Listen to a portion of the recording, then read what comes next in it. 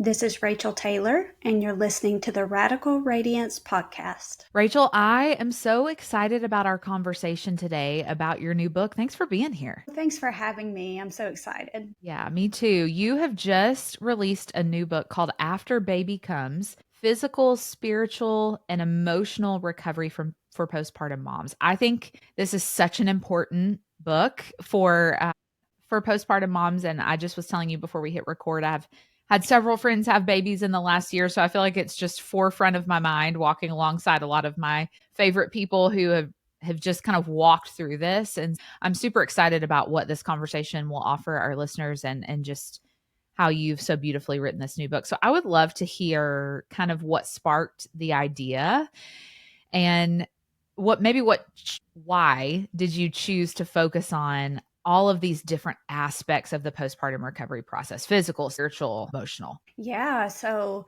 what sparked this idea was I've been a postpartum nurse for over a decade now, a long time. And I Yeah. walked into postpartum myself thinking it was going to be very breezy because of what I did for a living. I Mm, educated moms, I helped them with breastfeeding, all those things. And so I thought, oh, well, I know what to do. This is going to go great. And a few weeks into postpartum after my first, I had a thought that was just like, oh my goodness, if this is so hard for me, like, how are other moms doing this that do not have my background, don't yeah. know all that baby care stuff, and that's when it kind of sparked the idea within me of, we really need better resources. And then Yeah. fast forward to actually writing the book and writing it the way I did, the physical and the emotional and the spiritual. I believe that because we're three parts, we're that body, soul, and spirit, that it's probably impossible, at least near impossible, to affect one part without affecting the other Mm, parts. So anytime, if you're sick for a long period of time, if you're struggling with depression for a long period of time, that doesn't just affect you emotionally, it affects your yeah. physical body and it affects your faith. All of those things are involved. So it's really important to me to write a resource that involved the whole picture for new moms. Yeah. Yeah. That's so important. I would love to start for a moment with the physical piece of this. So you talk about managing the post-birth pain and handling bodily changes that we all experience after having kids. What do you feel like are some of the most under discussed challenges that new moms face physically? Oh, unfortunately, there's a lot of them. Yeah. Honestly, the discomfort that Yeah. lasts for weeks, I think we haven't done a great job of really preparing moms for, that postpartum is a big deal. It affects your life for a while, and your bottom's going Yeah. to hurt for a while. And here's how to best help that. And, if you're breastfeeding, you're going to have some discomfort there too. So there's just a lot of discomfort. I think we don't do a terrific job of letting moms know the extent of that, really. Yeah. Yeah. That's a big one. And then just that whole 6 week rule, you may have heard that one before, but it's really Mhm. 6 weeks and you're back to normal postpartum. That's a false expectation Yeah. of what it's going to look like after you have a Yeah. baby. Rarely ever does a mom feel that way at 6 weeks, Yeah. and so that's what I was running into a lot as well, as moms were just like, I just had no idea. Like, nobody Yeah. told me this part. It was common to hear, no one told me about blank in postpartum. And I Mhm. was just like, oh man, we've got to change this. Yeah, yeah. I would love your perspective on this. As a woman who does not have kids yet, here's what I tend to see. So I'll just kind of play this back to you and I'd love to hear your reaction. I feel like we either sit on one side or the other of a pretty wide spectrum in terms of how we talk about postpartum. Either we're fine in 6 weeks, we don't really talk about the challenges and we're just supposed to snap back, right? Or on the other side of that spectrum, I see a lot of content online. I even have, I mean, if I'm really honest, friends who have spoken about postpartum this way, as if it is the literal, absolute worst thing they've ever done. Mm, And we very openly share all the gory details of our birth stories. And just almost, I think the right way to say this, like make it discouraging, I think, for Mm, women who don't have kids. yeah. Right. And so if I'm really honest, sometimes when I watch content online or I hear friends talk about their own journeys, I'm not calling out anybody in particular. I just hear a lot of it because I'm in my Yeah. 30s. I leave those interactions thinking like, man, is it worth it if Mm, it's that bad? You know what I'm saying? So how do we strike a balance with that in the way that we talk about it, in the way that we share about it and walk alongside other moms or encourage women who don't have children yet? yeah. Right? Like, am I making Oh, sense? Like, yeah. there's just a tension there for me. Oh, yeah. Absolutely. And that's really tough. I want you to know too, if I could do it all over again, I would. Like, Yeah, I've had 3 totally. and, we're so past that postpartum stage, but I look back at it, and even though it's so hard, I would relive it all over again, Yeah, if I had the opportunity, if the Lord would let me. But it doesn't work that way. So I know exactly what you mean though. There can be 2 big swings to this pendulum. And I think when you're in the midst of it, you're just in the trenches of yeah, postpartum. It helps to talk about it. It helps to talk about sure. how hard it is and hopefully be met with that, oh, I get it. Like, or, Yeah, hey, I'm bringing you dinner tonight, or coffee. I'm stopping by with yeah, coffee. Yes, please. All of that. There's just a little bit of like an exhale almost if you're yeah, able to discuss it and talk about it. And you're like, okay, I can do this. It is hard because social media adds a whole different layer. As you were talking mhm. about, there is the whole bounce back culture where it's like moms are scrolling and seeing some influencer say, hey, my baby's sleeping through the night at 2 weeks old. And then you're like, well, what am I doing wrong? Great for you. Yeah, and honestly, as a nurse, I'm going, I don't know what's going on there, but babies should not be sleeping through the night at 2 weeks old. They Yeah, actually need the nutrition. But that can be so detrimental for moms because they're seeing these things. They're new to it, yeah, and we're absorbing and learning, even though we're not trying to. When we scroll, it's happening, or we're seeing somebody at 4 weeks postpartum that's like in super cute leggings and look amazing. And we're like, I don't look like so I'm yeah, going, which so few women do, just so you know. But yeah. there's so much going on beneath the surface that we just can't see. We don't see the angles they're using, all of that Mhm. stuff. So it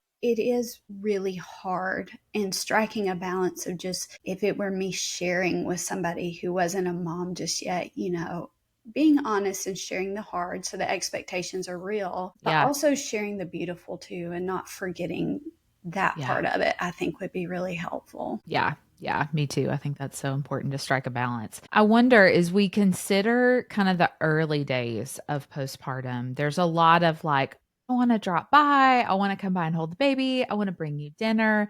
I know you talk about in the book some just scripts, communication Mhm. ideas, and strategies for just what it looks like to set healthy boundaries. I would love for you to speak to that for just a minute, maybe to a mom who's like, man, I just feel overwhelmed. I love my people, but like, Yeah. I'm just trying to figure out my new rhythms. And that's so tough. Even in the hospital, I would tell my patients, like, I'm the nurse and you have to go home with your family. So Yeah. if you're not wanting visitors, you can put it on me and say, the Yeah. nurse said I have to do this. And I said, I'll back you, I'll back you up. Yeah. But it's Yeah. different when you're at home because you're on your own. And I think ideally, if you can prepare ahead of time, in pregnancy, there's a chapter in the book on preparing for postpartum. And I talk about the 3 different types of visitors and kind of how to put them in those categories, how to communicate with them. One thing I say is that if you have people that you're not okay with nursing around, or you're not okay with them seeing pads in the bathroom, those kinds of things, Yeah. they probably shouldn't be visiting the first couple weeks after you have a baby. Just that's such an intimate time of just vulnerability, and you're fragile, and you're leaking everywhere, all those Yeah. things. And so putting these people a little bit further out, which I know can be difficult because everybody wants to see that baby, but going ahead and communicating ahead of time, like, hey, for the first 2 weeks, we're not having visitors. We look forward to your visit at week 3, or, Yeah. we'll let you know when we're ready for a visit. And that can be tricky. I totally get it. I have all the family stuff too. But Sure. it could be a good thing for dads as well to step in and kind of take on that role, because definitely if you haven't had the chance to communicate ahead of time and now you have your baby in your arms, it can be really tough for moms to step in and set those Yeah. boundaries, So Yeah. a sister, even a dad, somebody like that can take on the role and say, okay, I've got this. I'll send out the text, that can be super helpful. Yeah, I love that. Speaking of, I would love to talk about the role of our spouses in Mhm. postpartum. I would love any encouragement or wisdom that you might give there of maybe things you commonly see that have kind of allowed you to play this coach role of like how can they best support during the process? Yeah. So, what I see most with dads is they tend to kind of step back in postpartum.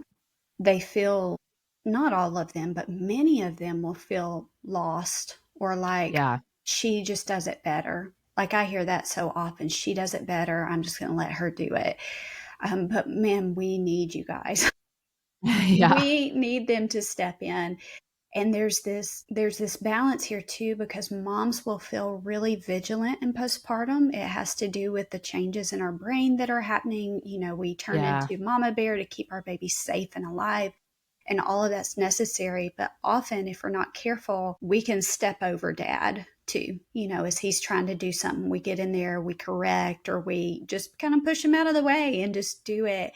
And that Yeah. ends up causing a reaction of, I'm just going to step back. So sometimes we play a role in that too, that we need to be careful about. And then my dads, I put like a note to new dads in my book, but just staying in the ring, like stay in the game, be Yeah. intentional, continue to step in. I had one couple that shared this story with me as the mom was so exhausted and she was dealing with postpartum things, all the things a few weeks in. And she was so tired, she just started yelling at the baby. Like she Yeah. was yelling, the baby was screaming, mom was screaming, and the dad walks in and goes, just give me the baby. And she was like, no, I'm fine. He was like, no, no, no, you're not. Give me the baby and take a nap. And so Yeah. he really stepped in that moment. I was so proud of him, for doing that, because she needed to rest. Like she was beyond the point exhausted. And I think Yeah. it's just a good reminder, like now is not the time to take a back seat for sure for these Yeah. dads. Like now we need you, even if we can't say, hey, I need you to do this. She does. She needs you to do this. So it's important Yeah. just to keep trying. Yeah, so good. So good.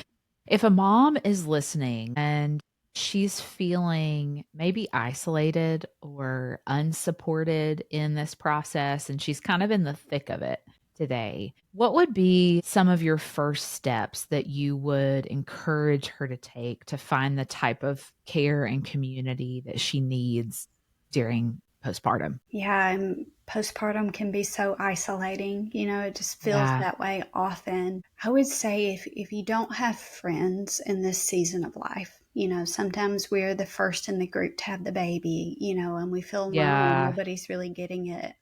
Reaching out, and it's a lot. I'm going to say I'm asking a lot of this mom that's listening. Yeah. It's a lot to get dressed. It's a lot to get your baby ready and your diaper bag packed and go somewhere. But I think it's really important that you do that. Many Mhm. hospitals will have like lactation support groups or postpartum support groups, and it's moms that are right there in that season of life with you. It's a healthcare professional too, that if you had any questions, you needed support, they're right there to kind of coach you as well. But those Yeah. types of things can be so important for you during that time, because it can feel so lonely and so isolating. And then it's so hard to get yourself out that you think, I might as well stay home. But really you need community, even Yeah. if it's you making the effort to do it, you still is worth every effort because you need that. Totally. Totally. I love that. I wonder if that same mom is listening and she's going, man, I'm going to go grab a copy of After Baby Comes, but it might be a few weeks before I can really dig in and read it. Yeah. If you had 5 minutes, if that mom had 5 minutes to read your book and you wanted her to walk away with something, one truth, one piece of encouragement, what would you want her to walk away with? Oh gosh, that's a great There's question. so much. Yeah. That you were transforming into the mother you are going to be. Like pressure is off. So many moms feel honestly like failures. We feel like we're not doing enough. It's not good enough. We compare ourselves to everybody else. And if you walked away with one truth, it would be no, like you are the mom God created you to be for these kids. You are the right mom for the job. And you are learning. It's a process, and give yourself so much grace because you are becoming. You're in the process of becoming. And that's okay. It is about the journey. As cliche as it sounds, it's not about the destination of being a perfect mom. It's about enjoying the process. Hey, I have no idea what happened. I have no idea what happened. I have no clue. Okay, I'm getting a notification saying Rachel Taylor has Riverside open in other tabs, and to close any other browser tabs that you maybe have open with Riverside. Okay, yeah, I rejoined. Okay, perfect. That should be it. Okay. Yep. So we're actually still I see. recording, and actually I think it was a perfect break. So I'll just reread the question and then we can just pick right back up. So let's see. So if a new mom only had 5 minutes to read your book and get some encouragement, what would be the truth or encouragement that you would want her to walk away with? So I would say probably the last chapter in the book, just it kind of ties it all together. But postpartum is such a time of transition. It really is like a caterpillar becoming a butterfly, enclosed in that dark goop cocoon. That is what postpartum can feel like. But you are transforming and you're emerging and you're going to find your wings. And so many moms deal with feeling like they're a bad mother, like they don't measure up, or they're a failure, or other moms do it better. That's such a common belief moms have. But just to encourage them, like, you're the right mom for the job. Like, God picked you to be the mom for this baby. He does not make mistakes. Your strengths and even your weaknesses are exactly what this baby's personality needs, to become everything they're going to become. And just taking a deep breath and giving yourself grace and resting in that, I think, is so important for moms. Yeah. So good. I have a question that I ask every guest that comes on the Radical Radiance podcast. When I was naming the show, God kept bringing me back to this verse in Psalm 34. It's verse 5, and it says, "Those who look to him are radiant and their faces are never covered in shame." And so I love ending each episode by asking my guest this question, Rachel, in this season of your life, what about Jesus makes you radiant? Oh, he is so patient. He is so patient.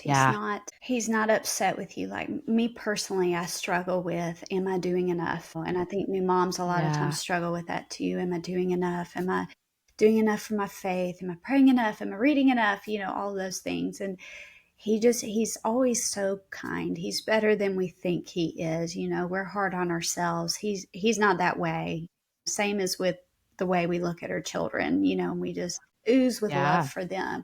He's the same way, just coming to his feet again and saying, here's what I'm feeling today. And I'm feeling like I need to work harder or whatever it is. And just meeting him in that patience of, no, wait a minute, I'm on this journey exactly where he has me right now, and it's okay to be where you are and accept his love, but I would say his patience. He's always so patient with me. Yeah.